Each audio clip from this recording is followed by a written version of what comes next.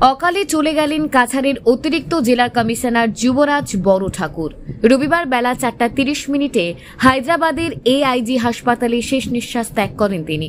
বয়স হয়েছিল 44 বছর। তিনি ইনফ্লেমেটরি বায়োয়েল রোগে ভুগছিলেন। তিনি অসম সিভিল সার্ভিসে 2015 ব্যাচের সদস্য। কাছাড়ের অতিরিক্ত জেলা কমিশনার হিসেবে 2022 সালে যোগদান করেন বড় ঠাকুর। পাশাপাশি জেলা বিপর্যয় ব্যবস্থাপনা কর্তৃপক্ষ অর্থাৎ ডিডিএমএ এর প্রধান নির্বাহী কর্মকর্তার দায়িত্ব পালন করেছিলেন। তার প্রশাসনিক দায়িত্বের পাশাপাশি তিনি সঙ্গীতের প্রতি গভীর ভালোবাসার জন্য পরিচিত ছিলেন। এডিসির মৃতদেহ সোমবার ডিব্রুগড়ে তার জন্মস্থানে পৌঁছবে। সেখানে সম্পূর্ণ সম্মানের সঙ্গে অন্ত্যেষ্টি সম্পন্ন হবে। যুবরাজ বড় ঠাকুর রেখে গেছেন বাবা দুলেন কুমার বড় ঠাকুর, ভাই দেবরাজ বড় ঠাকুর এবং স্ত্রী আকাঙ্ক্ষা শর্মা বড় ঠাকুরকে।